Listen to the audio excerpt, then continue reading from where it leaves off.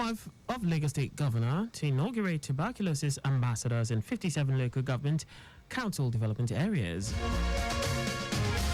Experts warn against mining pollution in Nasarawa State. On the foreign scene, Russia sentences 72-year-old American to jail on mercenary charges.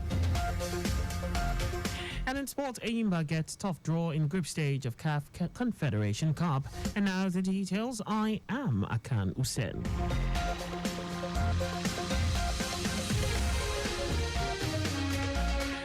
To further strengthen the fight against tuberculosis, TB, wife of the Lagos State Governor, Ibijoke Sanwo-Olu, is set to inaugurate TB champions ambassadors in the 57 local government and local council development areas in the state.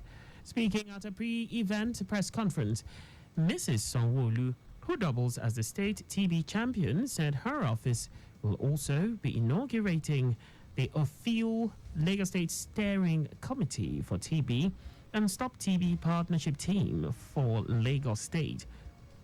According to her, the new champions/ambassadors will educate, promote health-seeking behavior, debunk myths, and mobilize resources to foster community TB prevention among the populace, while also forging new partnerships, fostering collaboration with stakeholders, increase advocacy and support for early diagnosis and treatment of TB at the grassroots.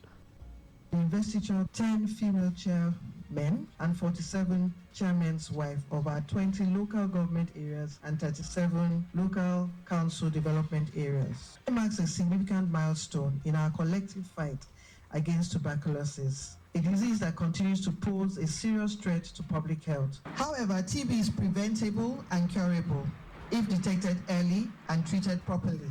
Let's re-strategize, break the old protocols, produce new SOPs, new protocols to eliminate the stigma associated with TB and ensure people go and receive the service they deserve. Giving a technical brief of the state government's efforts, Director, Disease Control in the Ministry of Health, Rotimi Agbolagorite, said Lagos is focusing on community awareness and provision of screening and diagnosis tools at the grassroots, as the state currently contributes 11% to the TB burden in Africa. Lagos has done a lot and will still doing more, and part of what Lagos State has really put in place at the community sensitization and awareness level is the use of 3 very big screening trucks and 18 stationary X-ray machines at both the general hospitals and private facilities. Earlier, Chairman, Steering Committee for TB in Lagos State, Abimbola Mabubunje, called for collaborative spirit against the scourge of TB, saying the inclusion of champions/ambassadors in the grassroots will shape an impactful narrative to the fight against TB in the state. Our female chairmen and wives of chairmen bring unique perspectives and strengths to the table, and we look forward to their impactful contributions. The TB Steering Committee and Stop TB Partnership will play a vital role in shaping our strategic response to TB. Our expertise and passion will be crucial in driving innovation, advocacy, and community engagement. The World Health Organization's Global Tuberculosis Report of 2023 estimated that there were 479,000 people with TB in Nigeria in 2023 and over 18,000 Lagosians with TB. The Lagos State House of Assembly has handed down an indefinite suspension to the chairman of Alimosho local government area, Jalili Sulaiman. The lawmakers at plenary resolved that the vice chairman of the council, Akinpelu Johnson, shall take over the running of its affairs. The chairman was suspended in a unanimous vote by the lawmakers over an alleged non-compliance, defiance, and unyielding attitude to the Legislative House.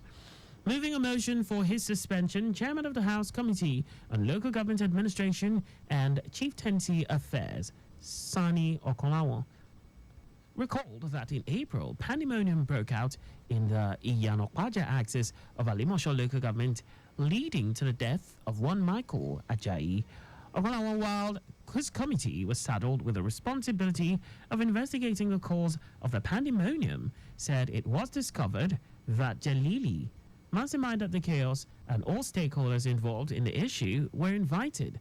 But Jalili had continued to show acts of misconduct to the committee of the House. He highlighted the council chairman's failure to adhere to the Assembly's directives and his mismanagement of public funds, calling for his immediate suspension in line with relevant sections of the 1999 Constitution as amended. Speaker Mudashiru Obasa, who presided over the sitting, directed the clerk of the House, Olalekan Ofeko, to communicate the Assembly's resolution to all relevant authorities.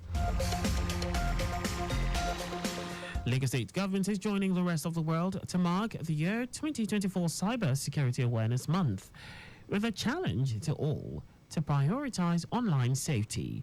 Commissioner for Innovation, Science and Technology, Tubosun Alake, said the government will celebrate the 2024 Cyber Security Awareness Month to highlight the growing importance of cyber security in the daily lives of individuals and businesses.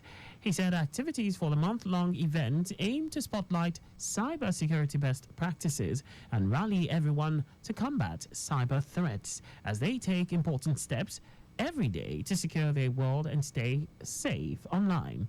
The Cyber Security Awareness Month 2024, with the theme Secure Our World, which runs through October, is a call to action by the government for all residents and organizations to protect themselves and businesses from online dangers with simple, effective steps.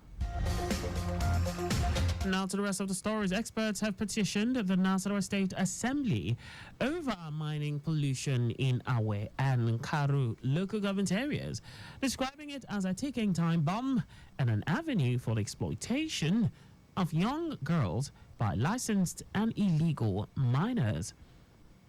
The experts in a petition asked the Assembly to compel the mining company to take full responsibility for the cleanup and other remediation efforts on the environment in Uke District and Abuni community. They said the situation will give rise to environmental pollution and insecurity occasioned by the influx of foreigners in the community, urging Nasarawa State government to investigate and take urgent action.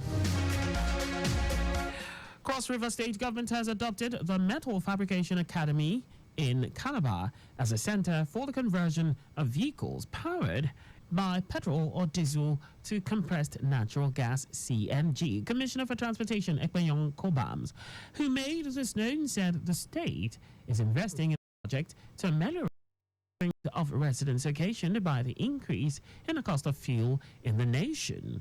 CNG is natural gas under pressure, which remains clear, odorless, and non-corrosive. It is also a cheaper, greener, and more efficient alternative to the traditional petrol and diesel for vehicles.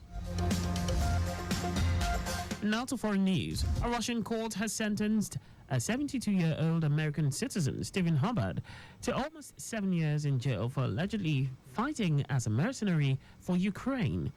Prosecutors say Hubbard was serving in a defense unit based in the eastern city of Izium when he was captured by Russian forces in April 2022, shortly after Moscow launched its full-scale invasion of Ukraine. A statement by the Russian prosecutor general said Hubbard systematically received material compensation for his participation in the war on the Ukrainian side. He has now been sentenced to 6 years and 10 months imprisonment in a penal colony.